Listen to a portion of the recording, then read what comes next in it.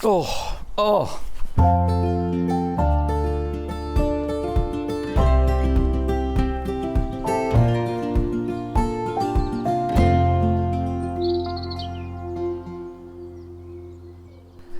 The thing you must always remember about roses is they are greedy plants.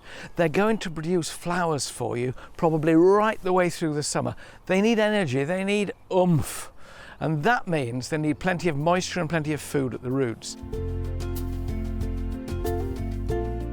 What do you use to give your soil that oomph? Lashings of garden compost, if you got it, the stuff you've rotted down on your heap, that will help. Anything organic to hold on to moisture, and food. You can get special compost, rose tree and shrub compost. Work in as much of that as you can to make sure that what you're feeling is almost like fruitcake, really rich, really beneficial. It's money in the bank when it comes to flowering. Heavy clay soil has always been traditionally good for roses. It's the moisture content that they love. On light sandy soils they can be very poor, very mingy, and get mildew and black spot more readily. So be generous with the soil improver when you're growing them in beds and borders, and they will repay your care and attention by flowering profusely with that constant supply of moisture. What's special about that sort of mix? It's been formulated to suit the purpose. There'll be food in there as well as organic enrichment which holds on to the moisture and gives you feel. When it comes to growing roses in pots, they need a more concentrated compost. I like to use this, John Innes number 3.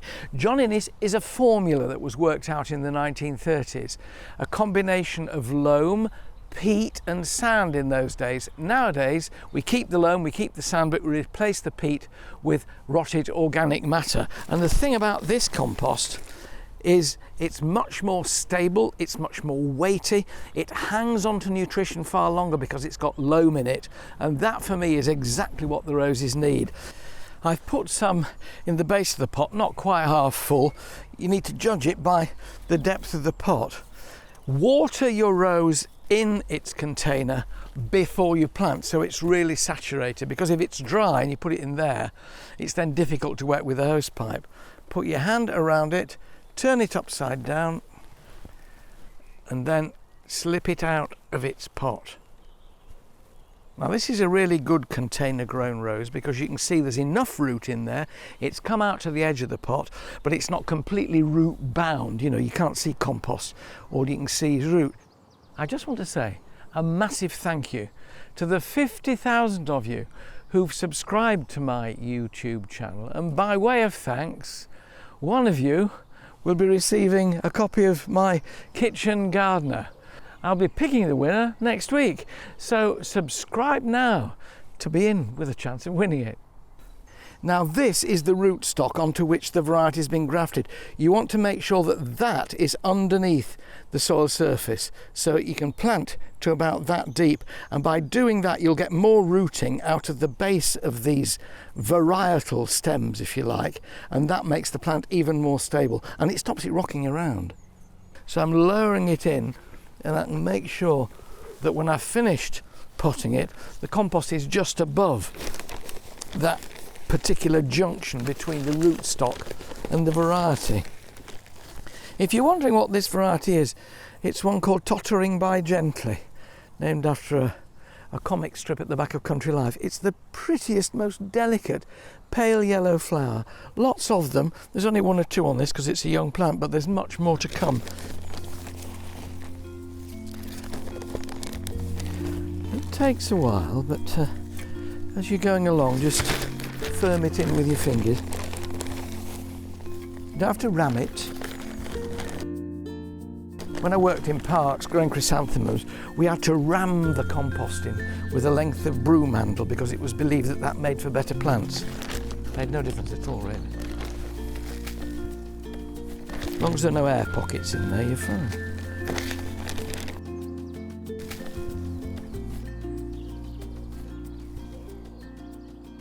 People do get nervous about roses, generally at pruning time in winter, thinking, oh, how hard back do I cut it?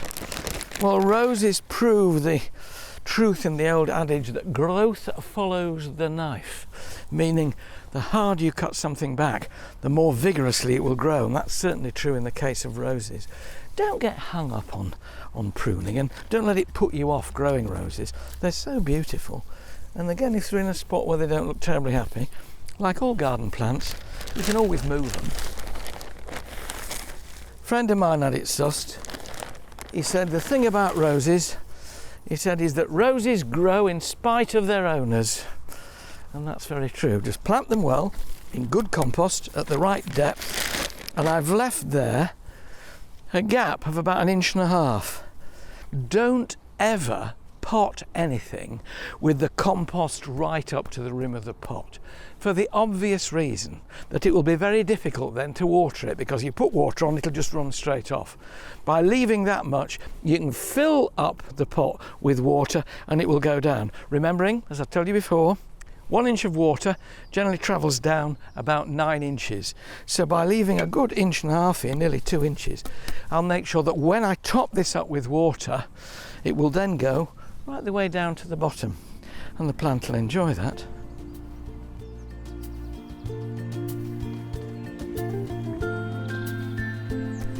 So, firmly potted, gap left to allow the water to fill up the pot. Now, there is one tip here which I've ignored, and I would tell you to do it, and that is, before you water the plant, put it in its final spot. Then you don't have to lug it all the way there with soggy compost.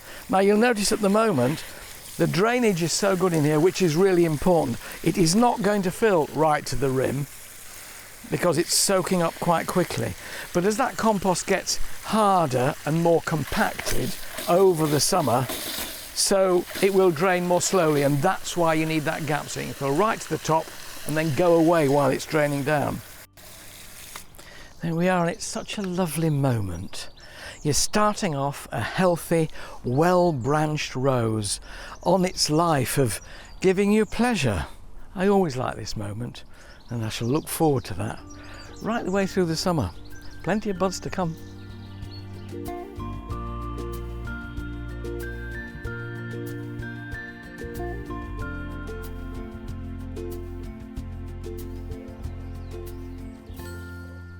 Gardening has changed my life, so let me show you how it can change yours. I'll be posting new videos every week, so subscribe and let's get gardening together.